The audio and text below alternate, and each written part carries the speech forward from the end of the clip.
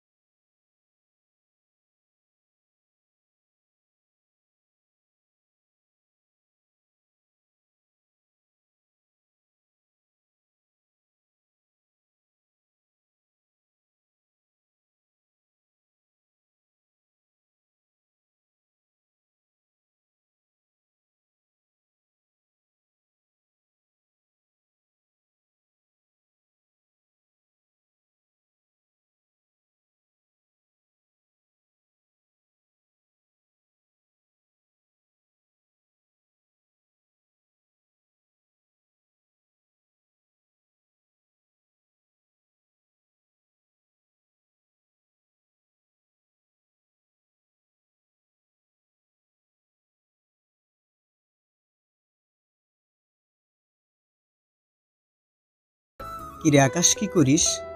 এই তো ভাইয়া পড়ছি। আর তুমি কখন বাসায় আসলে? এই তো এই মাত্র। তা তোর লেখাপড়ার কি অবস্থা? হ্যাঁ ভাইয়া ভালো। আর তোমার জন্য আজ একটা খুশির খবর আছে। তাই নাকি? তা শুনি, কি খুশির খবর? আগে আমাকে 500 টাকা দাও। তোর সব জায়গায় ধান্দাবাজি না করলে হয় না। আচ্ছা যাও, তোমার কোনো খবর শুনতে হবে না। আচ্ছা ঠিক আছে, দিব। এখন বল খুশির খবর। ভাইয়া তোমার বিয়ে। বিয়ে মানে? বিয়ে মানে বিয়ে। কই, আমি তো কিছুই জানি না, তুই কিভাবে জানলি? আরে ভাইয়া আমিও জানতাম না, কিন্তু একটু আগে আব্বু আম্মু বলাবলি করছিল, তখন শুনে ফেলেছি। ও আচ্ছা। তা বিয়ের কথা শুনে তোমার মুখ কালো হয়ে গেল কেন? কোথাও কোনো পছন্দ আছে নাকি? আরে থাকলে তো তুই সবার আগে জানতি।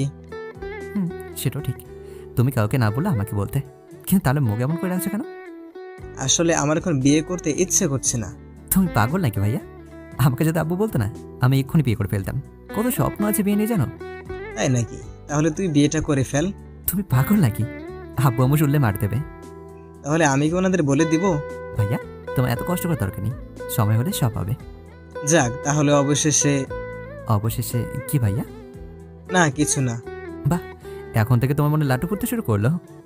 এই তুই বেশি ফাজিল হয়ে গেছিস। আমি তোর বড়, সম্মান দিবি। কচু দেবো তোমার বইয়ের সামনে, তোমাকে পিটাবো, তুমি দেখো। তখন তোর ভাবি তোকে মার দিবে। ভাবি মার দেবে না, আদর দেবে, বলবে আমার ছোট্ট ভাইটা। তোর যা ভালো লাগে তাই কর। সরি সরি, আপনাদের তো আমার ফ্যামিলির কথা কিছু বলাই হলো না। ফ্যামিলিতে আমি, আব্বু আম্মু আর ভাইয়া। আব্বু আগে একটা ছোট চাকরি করতো, কিন্তু এখন অসুস্থতার কারণে ছেড়ে দিয়েছে। আসলে আব্বু ছাড়তে চায়নি, ভাইয়া পড়ালেখা শেষ করে একটা ব্যাংকে চাকরি পায়, সেই থেকে আব্বুকে আর কিছু করতে দেয় না। আর ভাইয়া চাকরি পেয়েছে প্রায় 1 বছরের মতো হবে। আমরা আব্বুকে সবাই ভয় পাই, আর আব্বু সেই ভয়ে ভাইয়া কখনো কোনো মেয়ের সঙ্গে মেশেনি। ফ্রেন্ডশিপ তো দূরেই কথা। তাই ভাইয়া আর আমি ফ্রেন্ডের মতোই চলি। এত বড় হয়েছে, তারপরে আমার সঙ্গেই ঘুমায়। ওর যত কথা আছে সব আমার সাথে শেয়ার করে, আমিও করি। আর দুই ভাই সারাদিন টম অ্যান্ড জেরির মতো লেগেই থাকি। ভাইয়ের সাথে কথা বলছি, এমন সময় আম্মু রুমে আসলো আর বলল, এই তোরা এখনো বসে আছিস? সেই কখন থেকে ডাকছি।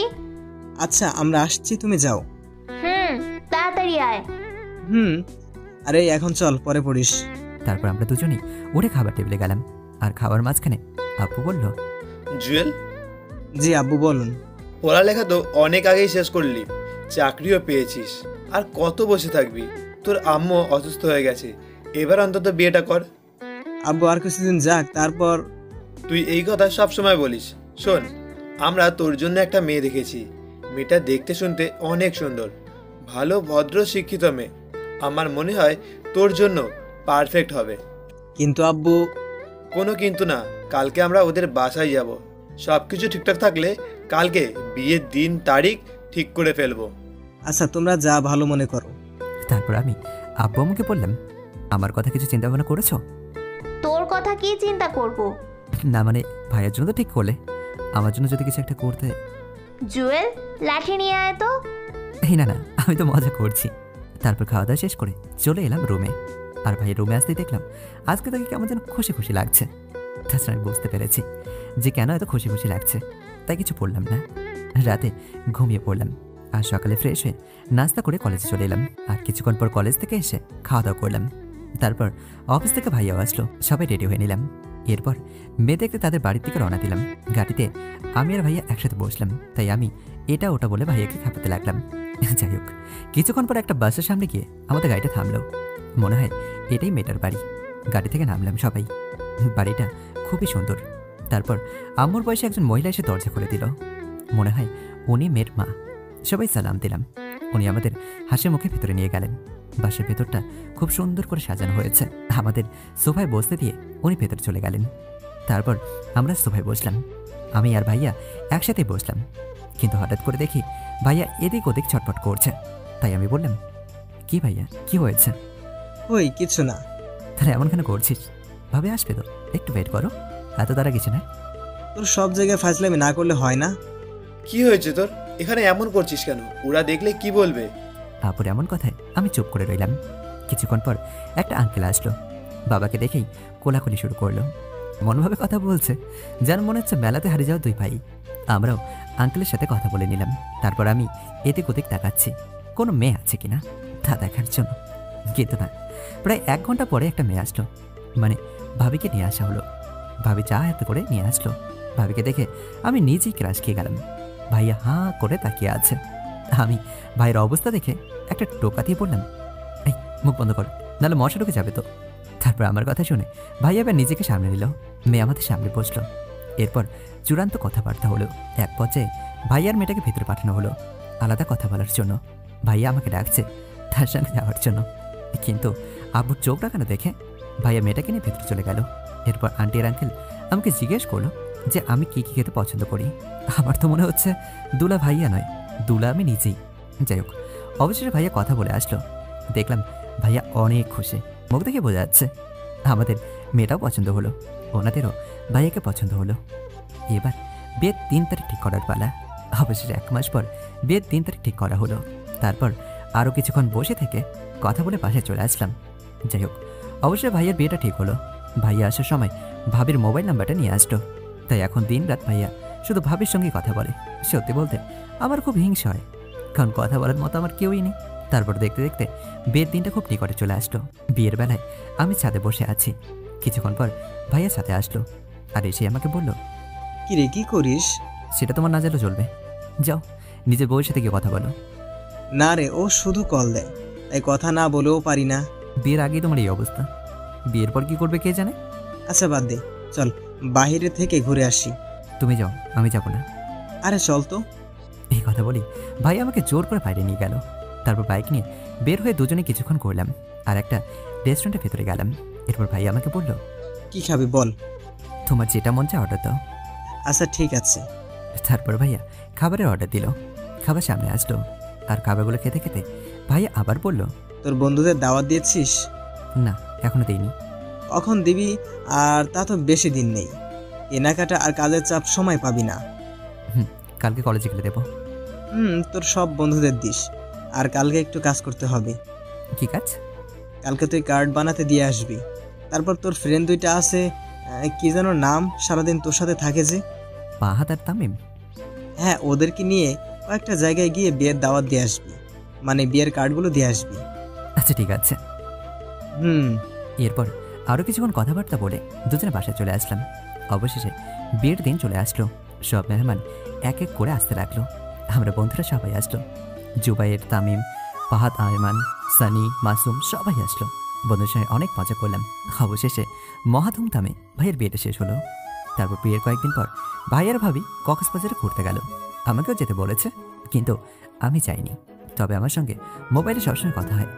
ভাবির সাথে অনেক মাস্কারা করি। ভাবি আদর করে আমাকে ছোট মিয়া বলে ডাকে। তারপর প্রায় 7 দিন পর ভাইয়ার ভাবি কক্সবাজার থেকে বাসায় আসলো। আর আমাদের খুব সুন্দরভাবে দিন যেতে লাগলো। বিয়ের প্রায় 1 মাস পর ভাবি আম্মুকে বলল, আম্মা একটা কথা বলতাম। মা বলো। আসলে বিয়ের পর থেকে আমাদের বাসায় যায়নি। সকালে আমার কল দিয়েছে, সবাইকে নিয়ে যেতে বলেছে। সবাই তো আর যাওয়া সম্ভব না, বাসা খালি হয়ে যাবে। তুমি আর জুয়েল যাও, কয়েকদিন থেকে এসো, ভালো লাগবে। আচ্ছা ঠিক আছে মা। তারপর অফিস শেষ করে রাতে ভাইয়া বাসায় আসলো। আম্মু ভাইয়াকে সবকিছু বুঝিয়ে বলল। ভাইয়া বলল ছুটি পেলে যাবে। তাই পরের দিন ভাইয়া অফিসে গিয়ে 5 দিনের ছুটি নিল। এরপর বাসায় আসলো। আর বাসায় এসে আম্মুকে বলল, আম্মু, আকাশ কোথায়? মনে হয় রুমে আছে, গিয়ে দেখো। আচ্ছা দেখছি। এরপর ভাইয়া আমার রুমে আসলো আর আমাকে বলল, কি রে আকাশ, কি করিস? না কিছু না ভাইয়া, কিন্তু তুমি অফিস থেকে কখন আসলে? এইমাত্র। আর শোন, কালকে জামা কাপড় সব কিছু নিয়ে রেডি থাকবি। কেন ভাইয়া? কেন মানে, এসে তাদের বাসায় যাব। তোমার শ্বশুরবাড়ি তুমি যাও, আমি কি করব? যেতে বলছে যাবি, এত কথা বলিস কেন? না আমি যাব না। ওকে, তুই না গেলে আমিও যাব না। তারপর এমন সময় ভাবি রুমে আসলো আর এসে আমাকে বলল, কি ছোট মিয়া, যাবে না কেন? বাসায় বউ আছে নাকি? আসলে ভাবি। এইসব বলে লাভ হবে না। আমার জামা কাপড় আমি ব্যাগে নিয়ে নিয়েছি, সকালে রেডি থাকবে। পুরোটা বলতে না দিয়ে তারপর ভাবি আমাকে আর কোনো কথা বলতে দিল না। তারপর খাওয়া দাওয়া করে ঘুমিয়ে পড়লাম। পরের দিন ঘুম থেকে উঠে ফ্রেশ হয়ে নাস্তা করে নিলাম। আর নাস্তা শেষ করে দেখি ভাই আর ভাবি রেডি হয়ে বসে আছে। তাই আমিও তাড়াতাড়ি গিয়ে রেডি হয়ে নিলাম। তারপর বাইরে আসলাম, দেখলাম ভাইয়া ব্যাগপত্রগুলো গাড়িতে ওঠালো। আমি আম্মুকে বললাম, আমাকেও বিয়ে দাও, তাহলে এইভাবে সালাম করে শ্বশুরবাড়ি যাবো। সবাই হাসতে লাগলো আমার কথা শুনে। তারপর সবাই গাড়ি থেকে বসলাম, ভাই আর ভাবি পেছনে আর আমি ড্রাইভারের সঙ্গে বসলাম।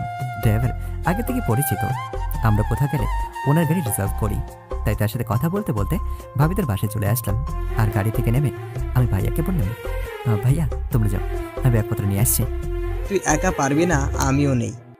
না আমি পারবো, তোমরা যাও। আচ্ছা। তারপর ভাইয়ার ভাবি হাঁটতে লাগলো আর আমি গাড়ি থেকে ব্যাগ 2টা নামিয়ে ওগুলো নিয়ে ভেতরে গেলাম। বিয়ের পর এই প্রথম ভাবির বাসাতে এলাম। আগে একবার এসেছিলাম বিয়ের আগে। তারপর ভেতরে গিয়ে ব্যাগগুলোকে রেখে দিলাম। আর ভাই আমাকে বলল, আকাশ তুই গিয়ে ফ্রেশ হয়ে আয়। আমি কোন রুমে যাব? ওই যে ডান পাশের ওইটাতে যা, ওইখানে কেউ থাকে না। আচ্ছা ঠিক আছে। তারপর আমি ওই রুমটাতে গেলাম ফ্রেশ হওয়ার জন্য। ওয়াশরুমে দরজা করেই একটা টাস্কি খেয়ে গেলাম। ভেতরে একটা মেয়ে গোসল করছে আর সে আমাকে দেখেই একটা চিৎকার দিয়ে উঠলো। আর আমিও তার চিৎকার শুনে এক দৌড়। তবে মেয়েটা দরজা লাগিয়ে দিল, কিন্তু চিৎকার শুনে সবাই সেই রুমে আসলো, সাথে ভাইয়াও আসলো। আর একটু পর মেয়েটা বাইরে আসলো। দেখতে একদম মাশাআল্লাহ, সৌন্দর্যে কোনো তুলনা হয় না। তারপর ভাইয়া আমাকে বলল, কিরে কি হয়েছে? না ভাইয়া কিছু না। তাহলে এত জোরে চিৎকার দিল কে? এই যে উনি। মেয়েটাকে দেখে দিয়ে বললাম, আপু এই ছেলেটাকে আর আমার বেডরুমে কি করে? আরে ও আমার দেবর। কেন, কি করেছে? ভাবি আমি বলছি। তারপর আমি যেই বলতে যাব মেয়েটা এই না না বলে আমার মুখটা ধরে ফেললো। কারণ আমি যা দেখেছি সেটা যদি বলি তাহলে মেয়েটার মান ইজ্জতে 12টা বেজে যাবে। তারপর মেয়েটা বলল, না আপু কিছু হয়নি, তার পক্ষ থেকে আমি চিৎকার দিয়েছি, তোরা যা। সেই জন্য এইভাবে চিৎকার দিবি? আর ডাইনিং রুমে আয়। তারপর সবাই একে একে রুম থেকে বের হয়ে গেল। আমি বের হয়ে গেলাম। আসলে এখানে দাঁড়িয়ে থাকতে কেন জানি অস্বস্তি লাগছে। আমি ডাইনিং রুমে চলে আসলাম আর সবার সঙ্গে বসে অনেকক্ষণ কথা বললাম। তারপর সবাই মিলে নাস্তা করলাম। নাস্তা করে ভাইয়ার ভাবে একটা রুমে চলে গেল। আমি ছাদে চলে আসলাম। কেমন জানি বিরক্তি লাগছে এই বাসায়, তাই ছাদে গিয়ে একটা কোণে বসে আছি। তারপর কিছুক্ষণ পরে ভাবি আসলো আর আমাকে বলল, কি ব্যাপার ছোট মিয়া, মন খারাপ নাকি? না ভাবি, ঠিক আছে। না, কিছু তো একটা হয়েছে। আমাকে বলো কি সমস্যা? আসলে ভাবি, তখন এই মেয়েটার চিৎকার শুনে আমি একটু নার্ভাস হয়ে গেছি। আর ওটা মেয়ে না, ওটা আমার বোন, ওর নাম হচ্ছে অহনা।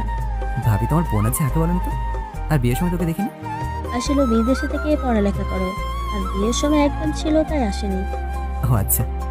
অহনা কি তোমাকে কিছু বলেছে? না। আচ্ছা তাহলে নিচে চলো।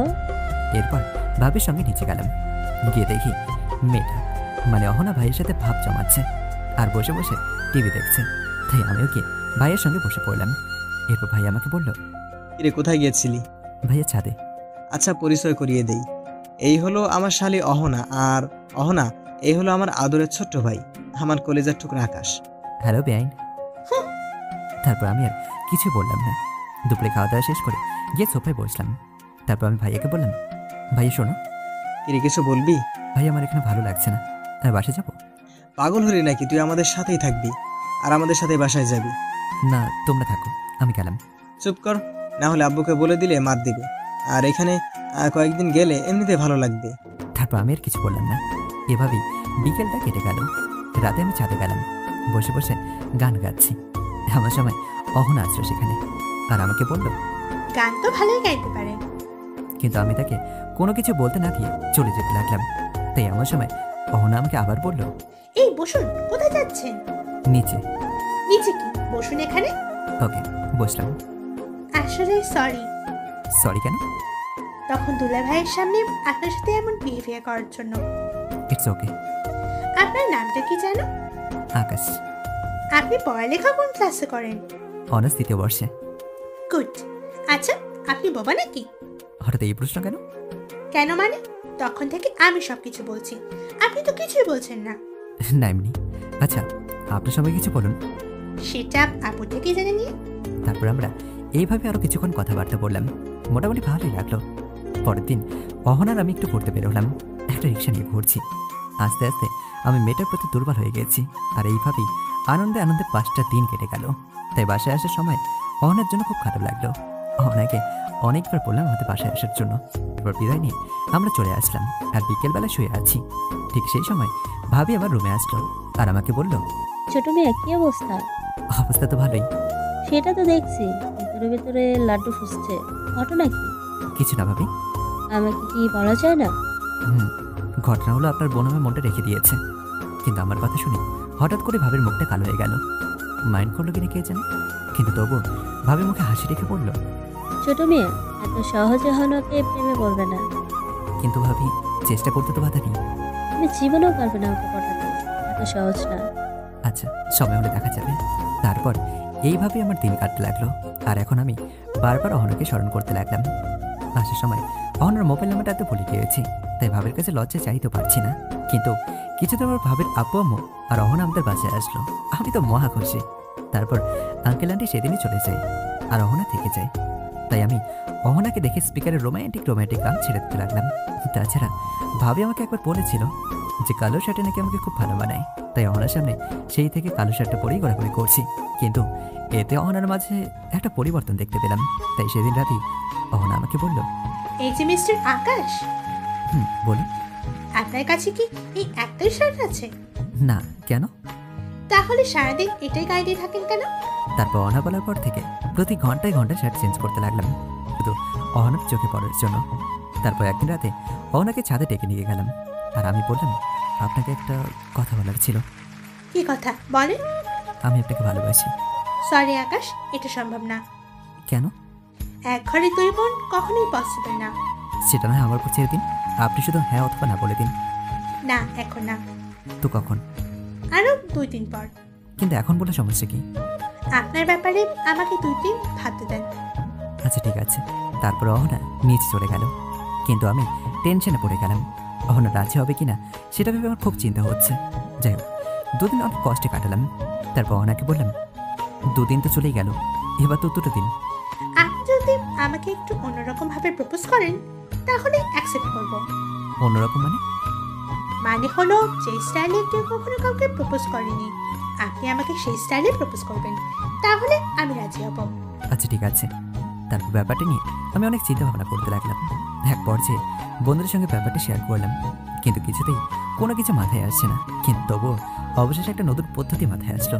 তাই আমি সেই স্টাইলে প্রপোজ করে দিলাম, আর রহনাও আমার প্রস্তাবটা গ্রহণ করলো। তারপর একদিন আমি রহনা হাত ধরাধরি করে হাঁটছি, এমন সময় ভাবি আমাদের দেখে ফেললো। কিন্তু ভাবি আমাদেরকে দেখে কিছুক্ষণ তাকে দেখে কিছু না বলে নিজে রুমে চলে গেল। রাতে সবাই খেতে গেলাম, অহনাও আছে।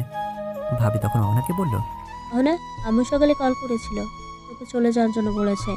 সকালে ঘুম থেকে উঠে বাসা চলে যাবে। সে কি আসছে? কয়েকদিন থাকুক। না, অনেক দিন থেকেছে, আর থাকার দরকার নেই। এই আকাশ, জি ভাইয়া বলো। কাল সকালে অহনাকে বাসায় দিয়ে আসিস, আমি বাইক রেখে যাব। সেটার কোনো দরকার নেই, অহনা সিএনজি নিয়ে চলে যাবে, অথবা তুমি যাওয়ার সময় নামিয়ে দিও। কিন্তু আমার অফিস। তাহলে অহনা গাড়ি নিয়ে চলে যাবে। কিন্তু আমি বুঝতে পারছি ভাবি কেন এমন করেছে, আর অহনা বুঝতে পেরেছে। তাই অহনা বারবার আমার দিকে তাকাতে লাগলো। কিন্তু আমি কিছু না বলে সোজা নিজের রুমে চলে গেলাম। আর তারপরের দিন ছাদে গিয়ে বসে আছি। ভাবি অহনাকে এক প্রকার জোর করে বাসা থেকে বের করে দিল। মেয়েটা বারবার আমার দিকে তাকাতে লাগলো, আর আমারও ইচ্ছে করছে অহনার হাত ধরে টেনে বাসায় নিয়ে আসি, কিন্তু সেটা আর পসিবল না। ভাবের চোখ মুখ একেবারে লাল হয়ে আছে। আর অহনা চলে যাওয়ার পর আমার মনটা খুব খারাপ হয়ে গেল।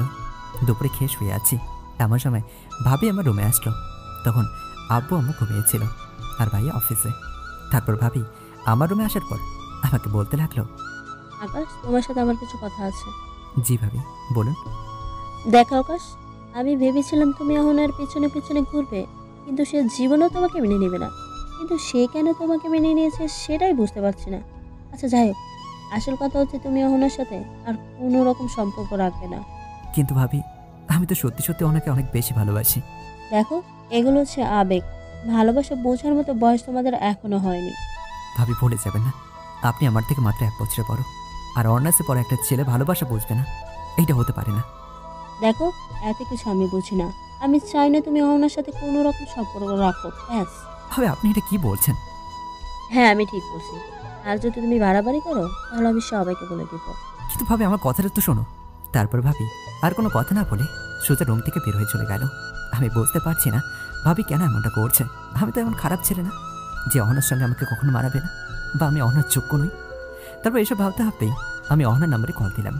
নাম্বারটা বন্ধ বলছে। তাই আমি আরও টেনশনে পড়ে গেলাম, কি করব কিছু বুঝতে পারছি না। তাই বিকেলবেলা বাসা থেকে বের হয়ে গেলাম। এরপর পাহাদ আর তামিমকে কল করলাম, ওদের সাথে একটু আড্ডা দিলাম, সব কিছু শেয়ার করলাম। তাই এখন মোটামুটি নিজেকে একটু হালকা লাগছে। তারপর বাসায় যেতে যেতে প্রায় রাত 11টা বেজে গেল। তাই আমি দেখলাম টেবিলে খাবার রেখে সবাই ঘুমিয়ে পড়েছে। তারপর আমি খাওয়া দাওয়া করে নিয়ে যেই নিজের রুমের দিকে পা বাড়ালাম, ঠিক তখনই ভাই আর ভাবির কথা শুনতে পেলাম। তাই আমি দরজাল থেকে সব কথা শুনতে লাগলাম। আর ভাবি ভাইয়াকে রুমের ভেতরে বলল, এই, তুমি আকাশকে এত টাকা হাত খরচ দাও কেন? মানে কি? আমি না দিলে কে দিবে ওকে? সে ইনকাম করতে পারে না? সে তো এখনো লেখাপড়া করছে, তাই আগে লেখাপড়া শেষ করুক, তারপর ইনকাম করবে। পুরুষ মানুষ তো আর বসে থাকতে পারবে না, একটা না একটা কিছু করতেই হবে। তাই বলে এত বড় হয়ে বসে বসে খাবে? ভাবির কথা শুনে আমার মাথায় রক্ত উঠে গেল। বিয়ে হয়েছে এখনো 1টা বছর হয়নি, তার মধ্যেই হিসেব নিকে শুরু করে দিয়েছে। আর আপু যখন আমাদের 2 ভাইকে টাকা দিত, তখন আমি নিজের জন্য অল্প কিছু রেখে বাকি সবগুলো টাকা ভাইয়াকে দিয়ে দিতাম, যাতে সে বন্ধু বান্ধব নিয়ে ভালোভাবে চলতে পারে। আর আজ কিনা সেই ভাইয়াকে ভাবে উল্টাপাল্টা বোঝাচ্ছে। তাই আমি 1 সেকেন্ড ওদের রুমের সামনে দাঁড়ালাম না, নিজের রুমে চলে গেলাম। তারপরে কি বলেছে আর কিছু শুনতে পাইনি। আর এরপরের দিন সকালে ভাইয়া রেডি হচ্ছে অফিসে যাওয়ার জন্য। তখন ওই ভাইকে বললাম, ভাইয়া কিছু টাকা দাও তো, বাইরে যাবো। অত টাকা দিব? তোমার যেমন চাই। তারপর ভাইয়া 2000 টাকা আমার হাতে দিল।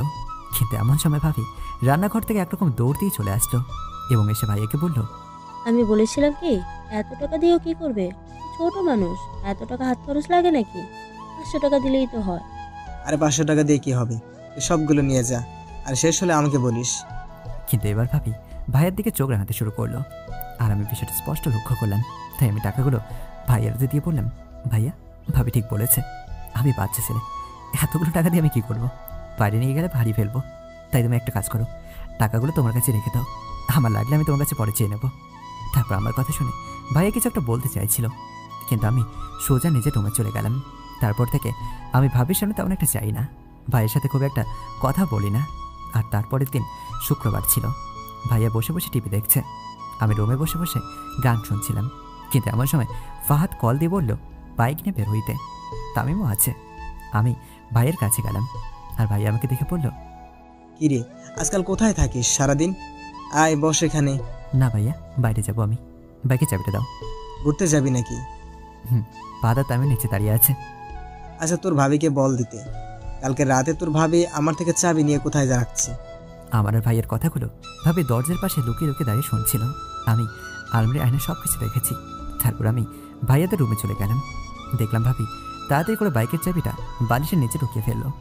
তারপর আমি ভাবিকে বললাম, ভাবি চাবিটা দিন। কিসের চাবি? বাইকের। এইবার ভাবি এদিক ওদিক চাবি খোঁজার বান্ধ হলো, কিন্তু একবারও বালিশের নিচে হাত দিল না। তারপর ভাবি আমাকে বলল, আকাশ, চাবি তো খুঁজে পাচ্ছি না, তোমার ভাইয়া কোথায় রেখেছে জানো? আমি ভাবছি একবার বলে দেব, চাবি তো আপনি বালিশের নিচে লুকিয়ে রেখেছেন, ভাবেন কি করে। কিন্তু না, এখন যদি এই কথা বলি তখন ভাবি বলবে তুমি দেখি আমার বালিশের নিচের খবরও জানো। তাই আমি ভাবিকে কিছু না বলে সোজা রুমের বাইরে চলে গেলাম। আর আজ আমার মনটা খারাপ দেখে ফাহাদ আর তামিম বারবার জিজ্ঞাসা করলো যে কি হয়েছে আমার, কিন্তু আমি কিছুই বললাম না, কারণ যতই হোক না কেন ঘরের কোনো কথা বাইরে বলা উচিত হবে না। তারপর ওদের সঙ্গে আরও কিছুক্ষণ আড্ডা দিয়ে বাসায় চলে আসলাম। আর তারপরের দিন কলেজে চলে গেলাম। কলেজ শেষ করে বন্ধুদের সঙ্গে আড্ডা দিচ্ছি। আমার সময় ভাবির মোবাইল থেকে একটা কল আসলো, কিন্তু আমি ধরলাম না। ভাবি বারবার কল দিতে লাগলো, তাই আমি ফোনটা সুইচ অফ করে রেখে দিয়েছি। আর প্রায় 30 মিনিট পর মোবাইলটা অন করলাম। অন করে দেখলাম অনেকগুলো কল জমা হয়ে আছে। একটু পর ভাইয়া আমাকে কল দিল আর আমাকে বলল, কিরে তুই কল ধরিস না কেন? আবার তোর নাম্বারও বন্ধ। ভাইয়া ক্লাসে ছিলাম। এখন বলো কি হয়েছে? তাড়াতাড়ি বাসায় যা, তোর ভাবি নাকি মাথা ঘুরে পড়ে গেছে। আচ্ছা ঠিক আছে, যাচ্ছি। তারপর আমি কলটা কেটে দিয়ে ফাহাদ ও তামিমকে নিয়ে আমাদের বাসায় চলে গেলাম। দেখি ভাবি শুয়ে আছে, তাই তাড়াতাড়ি একটা গাড়ি নিয়ে হাসপাতালে গেলাম ভাবিকে নিয়ে, এবং ভর্তি করিয়ে আমরা বাইরে অপেক্ষা করতে লাগলাম। একটু পর ভাইয়াও চলে আসলো আর এসেই আমাকে বলল, কিরে কি হয়েছে? তেমন কিছু না, মনে হয় মাথা ঘুরেছে। ডাক্তার সাহেব এসে তার কি অবস্থা? ভালো, তেমন কিছু হয়নি। রুগী আপনার কি হয়? আমার ওয়াইফ। কংগ্রাচুলেশন, আপনি বাবা হতে চলেছেন। ডাক্তারের কথা শুনে ভাই আমাকে জোরে ধরে কান্না শুরু করে দিল। আসলে এটা খুশির কান্না।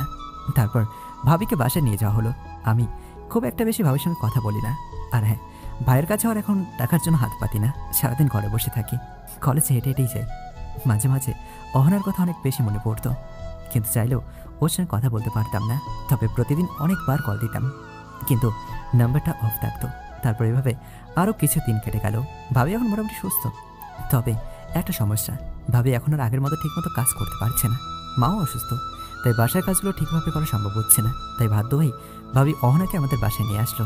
অহনাকে দেখি আমার ভেতরটা কেঁদে উঠলো, কিন্তু ভাবির সামনে তাকে কিছু বললাম না। তারপর রাতের বেলায় অহনা আমার রুমের সামনে আসলো। ওকে দেখি আমি দৌড়ে কি ওকে জড়িয়ে ধরলাম। অহনা আমাকে জড়িয়ে ধরে কাঁদতে লাগলো, কিন্তু হঠাৎ করে অহনা আমাকে ছেড়ে দেয়, আর আমিও তখন অহনাকে জড়িয়ে ধরে আছি। তারপর অহনার এমন অবস্থা দেখে আমি পেছনে তাকলাম। তাকিয়ে অনেক বড় একটা ধাক্কা খেলাম, কারণ পেছনে ভাবি দাঁড়িয়েছিল। আমার তো কলিজা শুকিয়ে গেল।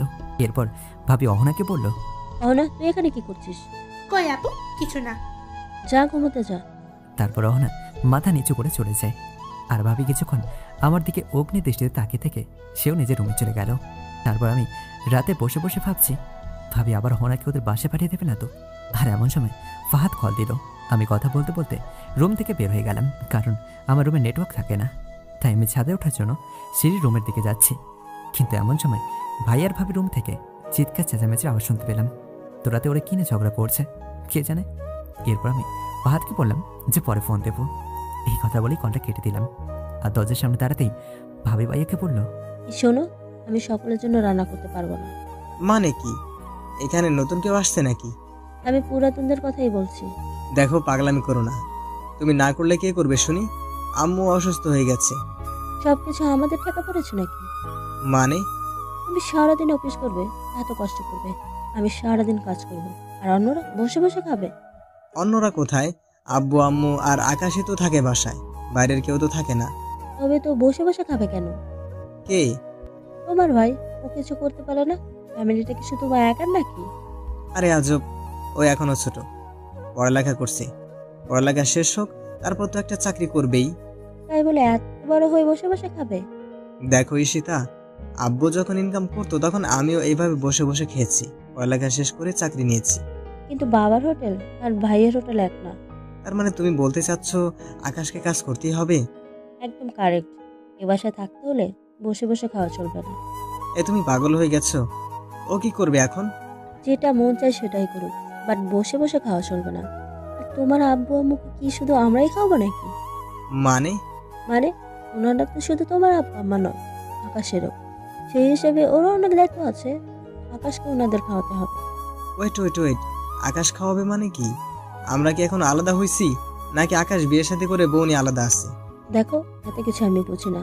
আজ থেকে আমি সবার রান্না করতে পারবো না। তোমার মাথা কি একেবারে খারাপ হয়ে গেছে?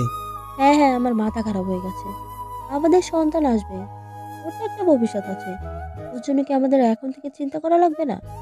ঈশিতা, আমাদের সন্তান এখনো পৃথিবীতে আসেনি, সো এখন এগুলো নিয়ে কথা বলবে না। আরে আব্বু আম্মু আমার জন্য কি না করেছে, আর তুমি এখন বলছো ওদের না খাওয়াইতে? আমি তো এক করে বলি না ওনাদের খাওয়াবো না। তাহলে কি বলতে চাচ্ছ? খুবই সিম্পল। আকাশ টাকা ইনকাম করে তোমার হাতে দেবে, তাহলে সে এই বাসায় খেতে পারবে। ঈশিতা, ভুলে যেও না, টাকা আমি ইনকাম করি, তুমি না। সো কে খাবে কে খাবে না সেটা আমি ডিসাইড করব, তুমি না। ও আচ্ছা, তার মানে এই বাসায় আমার কোনো দাম নেই? আমি উড়ে এসে জুড়ে বসেছি। ওকে, তাহলে আমি বাবার বাসায় চলে যাব। সবসময় উল্টো বোঝো কেন? শোনো, আমি এত কিছু জানি না। তুমি আকাশকে খাওয়াবে না, আর আব্বু আম্মুর জন্য আকাশকে টাকা দিতে হবে। না হলে কি? না হলে আমি এই বাসা ছেড়ে চলে যাব। ওকে, যাও। যাব, তবে একদিনের জন্য নয়, সারা জীবনের জন্য। মানে? তুমি আমাকে ডিভোর্স দিয়ে দিবে? ঈশিতা, এবার কিন্তু বাড়াবাড়ি হয়ে যাচ্ছে। তুমি আমার কথা রাজি কিনা সেটা বলো। কোন কথায়?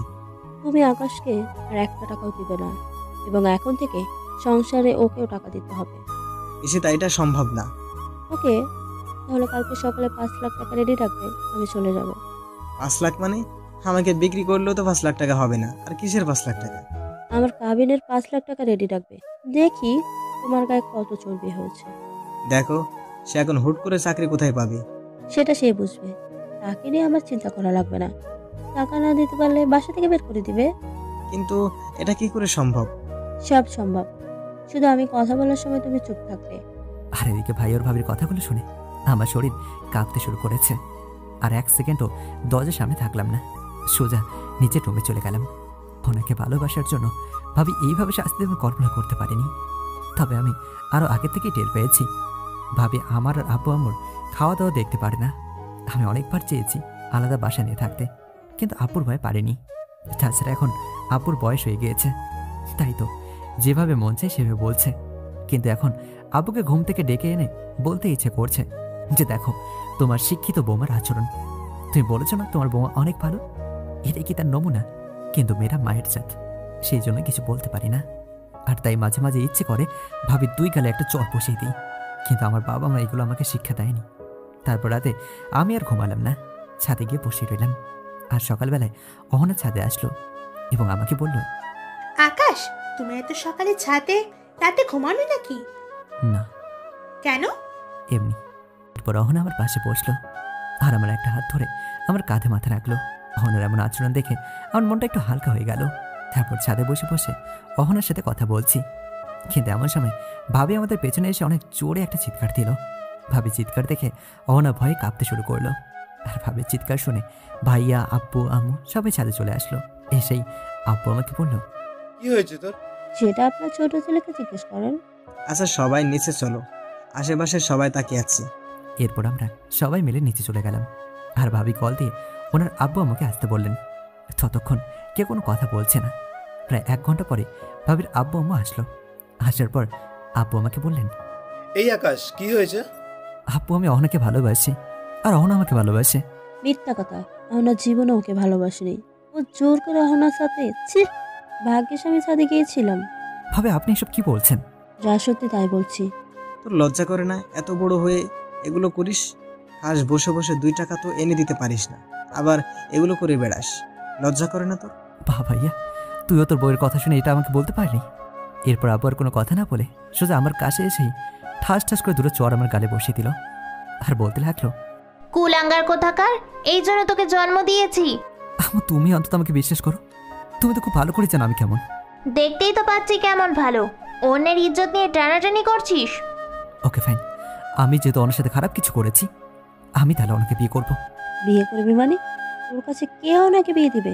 অন্তত আমি বেঁচে থাকতে জীবনও দিব না। কেন, কি নেই আমার মাঝে যে ওনাকে বিয়ে দেবেন না?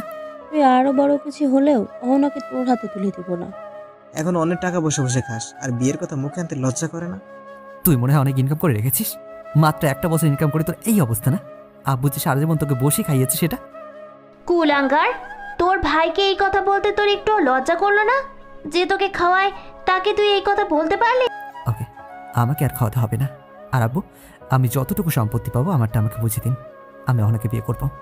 আমি মারা যাওয়ার পর যেটা ইচ্ছা সেটা করিস, এর আগে তুই এক রত্তিও পাবি না। 2 টাকার মরদ নাই, আবার সম্পদের ভাগ নিতে আসছে। ভাবি, আমার মাথা গরম করাবেন না, তাহলে কিন্তু আমি ভুলে যাবো যে আপনি আমার ভাবি। কি বলি তুই? হ্যাঁ, মনে রাখিস, তুই যতই চালাকি করিস না কেন অহনাকে পাবি না। তারপর আমি ভাবির কথা শুনে সোজা অহনার কাছে গেলাম আর ওকে ঝাঁকিয়ে দিয়ে বললাম, অহনা বলো, তুমি ওকে ভালোবাসো? তুমি ওকে বিয়ে করতে চাও? অহনা বলে দাও সবাইকে। কিন্তু অহনা ভাবির দিকে তাকা, তারপর না সূচক মাথা নাড়ল। মুহূর্তেই আমার মাথায় আকাশ ভেঙে পড়ল। তারপর আমি আব্বুকে আব্বু, অহনা মিথ্যে কথা বলছে, ও ভাবির ভয় এমনটা করছে। এই ফালতু, তোর মতো আমি এত মৃত্যুক নই, আর আমার বোনের রুচি এতটা খারাপ না যে তোকে বিয়ে করবে। ভাবির এমন কথা শুনে আমি নিজেকে আর কন্ট্রোল করতে পারলাম না, তাই রাগের মাথায় ভাবির গায়ে হাত তুলে ফেললাম। আমি ভাবির গালে চড় বসিয়ে দিলাম। মুহূর্তেই সবাই অবাক হয়ে গেল। তারপর ভাবি তার বাবা, বাবা, আমি আর বাসায় থাকবো না, আমাকে নিয়ে চলো। আর এদিকে ভাইয়া এমন একটা কাণ্ড দেখে ডাইরেক্টলি আমার উপর আক্রমণ করে, একটা লাথি দিয়ে মারতে থাকে। একবারের জন্য ভাইয়ের চোখের দিকে তাকায়নি। যে ভাই জীবনে কোনোদিন আমার গায়ে হাত তোলেনি, সেই ভাই আজকে ভাবির মিথ্যে কথা শুনে আমার গায়ে হাত তুলে দিল। আব্বু আর ভাইয়া দুজনে আমাকে ধাক্কা দিয়ে বাসা থেকে বের করে দিল। আর আমি বের হওয়ার সময় ভাইয়াকে বললাম, একদিন সত্যিটা ঠিকই জানবি, কিন্তু মনে রাখিস ভাইয়া, আমাকে সেদিন। তারপর আমি আর কোনো কথা না বলে বাসা থেকে বের হয়ে চলে গেলাম। আর আসার সময় ভাবির মুখে স্পষ্ট হাসির চিহ্ন দেখতে পেলাম। ভাইয়ের আচরণে আমার কোনো দুঃখ নেই, কিন্তু অহন আমার সঙ্গে এমনটা করতে পারল। আরে, আমি তো অহনার জন্যই মার খেলাম, অপমানিত হলাম। সত্যিটা বললে কি আমার বাসায় না থাকতে দিলে নাই? আমি অহনাকে নিয়ে অন্য কোথাও চলে যেতাম। আসলে মেয়েদেরকে চেনা জীবনে সম্ভব না, এরা স্বার্থের জন্য সব করতে পারে, কিন্তু আমার সাথে অহনা এমনটা করবে আমি স্বপ্নে ভাবিনি। সে যদি সত্যি কথাটা বলতো তাহলে ভাবি যারা সবাই পজিটিভভাবে ভাবতো। তাছাড়া আজ আমি ওয়াদা করছি, আর জীবনে ওই বাসায় গিয়ে থাকবো না, কোনো দরকার ছাড়া যাবো না, আর আব্বু ছাড়া ওদের কারোর সাথে কোনোদিন কথা বলবো না। তারপর বাসা থেকে বের হয়ে একটা নির্জন জায়গায় গিয়ে বসে রইলাম। বসে বসে কান্না করছি। এমন সময় কেউ একজন আমার কাঁধে হাত রাখলো। পেছনে তাকিয়ে দেখি পাহাত আর তামিম। কি রে তুই এখানে? আমরা তোকে অনেক খুঁজেছি, চল এখন। কোথায়? বাসায়। না রে, আমার কাজ আছে, তোরা যা। এখানে মন খারাপ করে বসে থেকে কি লাভ বল? ফ্যামিলিতে একটু একটু সমস্যা হয়, এটা কোনো ব্যাপারই না। এই, তোদের কথা কি বলেছে? আন্টি আমাকে কল করে সব বলেছে, তুই বাসায় চল। না, আমি জীবনেও আর ওই বাসায় যাব না। দেখ তুই পাগলামো করিস না, চল বাসায় চল। আমি বললাম তো যাব না। তাহলে তুই এখন কোথায় যাবি? আমাকে নিয়ে তোদের চিন্তা করতে রাখবে না, যা তোরা। তাহলে তুই আমাদের সাথে সত্যি যাবি না? না। তাহলে এখানে বসে থেকে কি করবি শুনি? জানি না, তবে এটা শিওর থাক যে আমি আর ওই বাসায় যাচ্ছি না। তাহলে তোর পড়ালেখার কি হবে? জানি না, সব বন্ধ করে দেব। এসব করে লাভ কি বল? দেখ, এই সামান্য ঘটনার জন্য পড়ালেখা বন্ধ করিস না। তুই তোর ফ্যামিলিকে দেখিয়ে দে, তোর ভাবিকে বুঝিয়ে দে যে তুই তাদের ছাড়াও প্রতিষ্ঠিত হতে পারিস। আর এখন আমার সাথে আমাদের বাসায় চল, আর কি করবি সেটা পরে দেখা যাবে। এরপর আমি পাহাদের বাসায় চলে গেলাম। রাতে আমি, তামিম, ফাহাদ ওদের বাসার উপরে বসে আছি, আর শুধু বারবার অহনার কথা মনে পড়তে লাগলো। কিন্তু হঠাৎ ফাহাদ বলে উঠল, আকাশ, তুই অহনাকে উঠিয়ে নিয়ে আয়, আর তারপর ওকে বিয়ে করে ফেল। না রে, অহনা ওর আপু আমার উপর কথা বলবে না, আর অহনাকে আমি নিয়ে আসলে ভাইয়া আর ভাবির ডিভোর্স হয়ে যেতে পারে। তাহলে তুই এখন কি করবি? দোস্ত, আমি ওকে ছাড়া থাকতে পার। তাহলে বাসায় ফিরে যা, দেখবি সবাই মেনে। না, আমি ওয়াদা করেছি আমি ওই বাড়িতে গেলেও থাকবো না, শুধু আম্মু আম্মু ছাড়া কার সঙ্গে কথা বলবো না। তবে যদি চাইও এক ফোঁটা পানিও খা। তাহলে তুই একটা কাজ কর। কি? তুই ঢাকায় চলে যা। কেন? ওইখানে গিয়ে পড়ালেখা শেষ কর। অহনার বয়স এখনো বেশি হয়নি, তুই ভালো কোনো চাকরি পেলে এমনিতেই তোর কাছে বিয়ে দিবে। তাছাড়া আমার কয়েকটা ফ্রেন্ড ওইখানে থাকে, ওদের সাথে থাকবি, পড়ালেখা করবি। আমি ওদেরকে বলে দিব যাতে তোর জন্য একটা চাকরি দেখে বা কয়েকটা টিউশনের ব্যবস্থা করে দেয়, অন্তত খরচটা চালিয়ে নিতে পারবি। ওকে, তাহলে তুই ওদের সঙ্গে কথা বল। আচ্ছা ঠিক আছে। তারপরের দিন আমি, ফাহাদ আর তামিম ঢাকা আসার পর হাকিম, ইউসুফ, সানি তিনটা ছেলে আমাদের নিতে আসলো। পরে জানতে পারলাম এরাই ফাহাদের বন্ধু। অবশেষে ওদের সাথে রুমে উঠলাম। আব্বু আম্মুর জন্য সবসময় মন খারাপ থাকতো। ফাহাদ আর তামিম আমাকে রেখে আবার লক্ষ্মীপুর চলে গেল। ওদের সাথে মোবাইলেই কথা হয়, মাঝে মাঝে আম্মুর সাথে কথা হয়। এভাবেই দিন যাচ্ছে। সানি, হাকিম আমাকে খুব ভালো বন্ধু, আর কয়েকটা টিউশনি করে কোনো রকমের দিন যাচ্ছে আমার। কিন্তু হঠাৎ একদিন ফাহাদ আমাকে কল দিয়ে বলল অহনার নাকি বিয়ে হয়ে গেছে। তা আমাকে জানায়নি, কারণ আমি জানলে নাকি সমস্যা করতাম। ফাহাদও শুনেছে। বিয়ের কয়েকদিন পর ইচ্ছে করছে উড়ে অহনার কাছে চলে যাই। নিজেকে আর স্থির রাখতে পারলাম না। আর আমার ফ্যামিলি এত বড় কর্তারি করবে কল্পনা করত। তাছাড়া আমি আমাকে জিজ্ঞেস করেছিলাম, আম্মু বলল তারা নাকি বিয়েতে যায়নি, শুধু ভাই আর ভাবি গিয়েছিল, আর বিয়েটা ভাবি নিজেই দিয়েছে। তারপর আমি সব কিছু শুনে আর কোনো কিছুই বললাম না। সেদিন অনেকগুলো ঘুমের মেডিসিন খেয়ে ফেললাম নিজেকে শেষ করে দেওয়ার জন্য, কিন্তু সেটাও পারলাম না, কারণ হাকিম, ইউসুফ, সানি তাড়াতাড়ি করে আমাকে হাসপাতালে নিয়ে যায়, আর আমি অল্পের জন্য বেঁচে যাই। তারপর পরে ফাহাদ ও তামিম খবর পেয়ে হাসপাতালে চলে আসে। কোনো কথা না বলে দুজনই আমার গালে ঠাস ঠাস করে দুটো চড় বসিয়ে দেয়। তারপর জড়ি ধরে কান্না করতে শুরু করে দেয়। আমার চোখ দিয়েও পানি চড়তে লাগলো। তারপর ফাহাদ আর তামিম দুদিন থেকে আবার ব্যাক করলো, কিন্তু আমি সবসময় মন খারাপ করে বসে থাকতাম। আর তার কিছুদিন পর আম্মা ওকে কল দেয় আর বলে, কেমন আছিস বাবা? ভালো। তো ভালো। আপু কোথায়? এই তো পাশেই আছে। আর শোন, তোকে একটা কথা বলার জন্য কল করেছি। বল। তোর ভাইয়ের মেয়ে হয়েছে, তুই কাকা হয়েছিস। সরি আম্মু, তুমি ভুল বলছো, আমার কোনো ভাই নেই। আকাশ, এভাবে বলিস না, যা হওয়ার হয়ে গেছে, এবার অন্তত বাড়ি ফিরে আয়। না আম্মু, আমি ওই বাড়িতে যাব না। আর তোমার অন্য কোনো কথা থাকলে বলতে পারো। অন্তত ছোট মেয়েটাকে দেখে যা। না আম্মু, এখন আমার কাছে সময় নেই, পরে যদি কখনো সময় হয় তাহলে আসার চেষ্টা করবো। এই কথাটা বলি ফোনটা কেটে দিলাম। আম্মু কান্নাকাটি করলো, বাট আমি চাইনি এভাবেই শেষ হয় মাস শেষে বছর। আমি বাসায় চাইনি, আর অহনার জন্য আমি এখনও কান্না করি।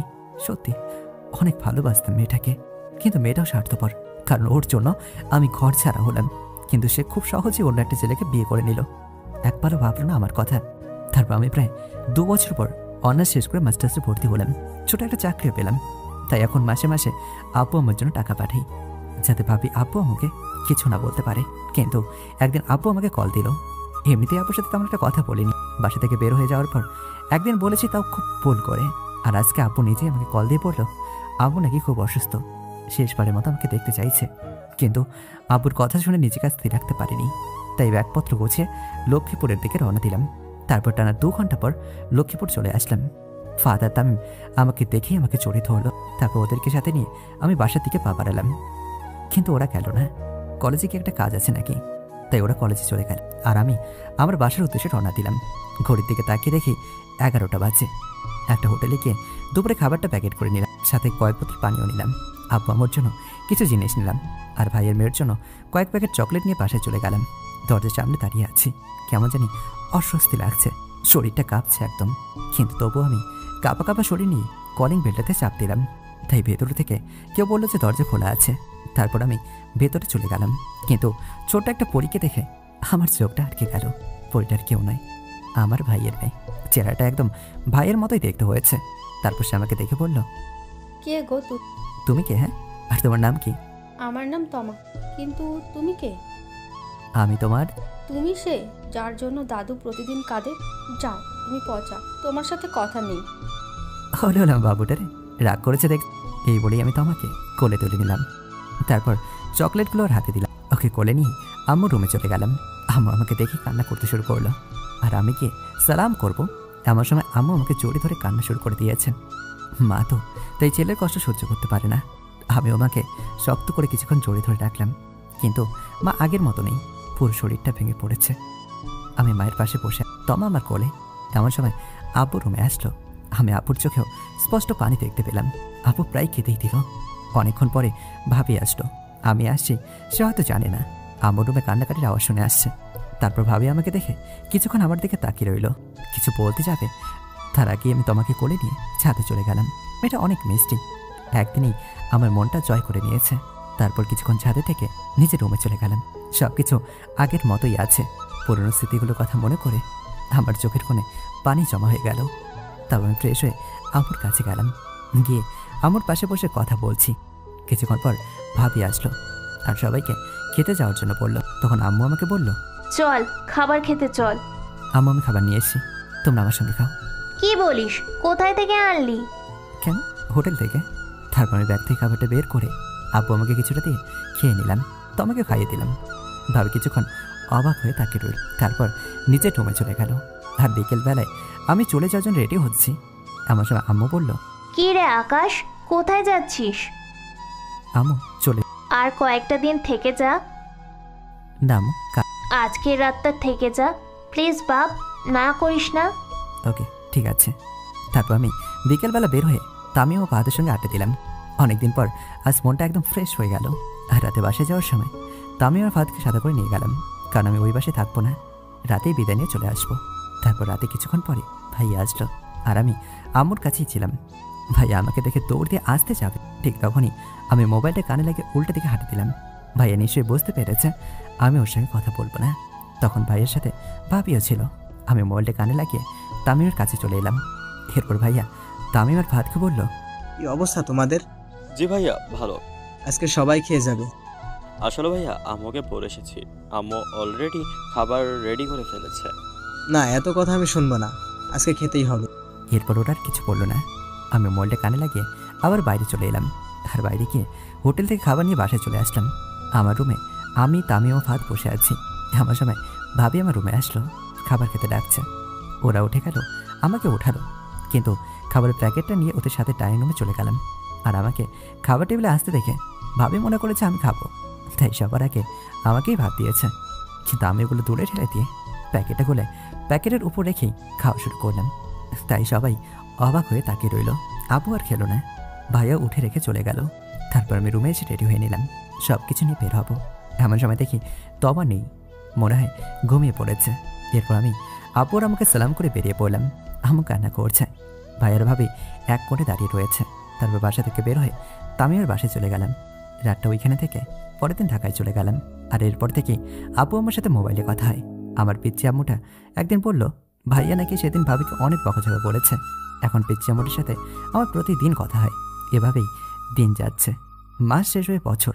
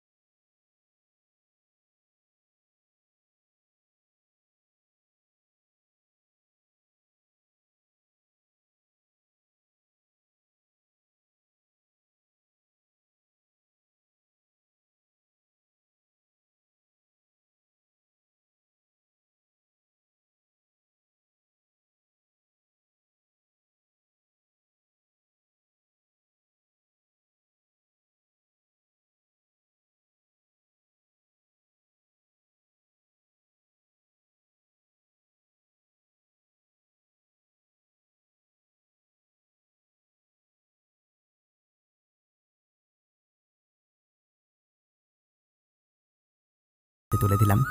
দেখলাম সবাই আমার দিকে তাকিয়ে রয়েছে, তাই আমি আমার রুমে চলে গেলাম।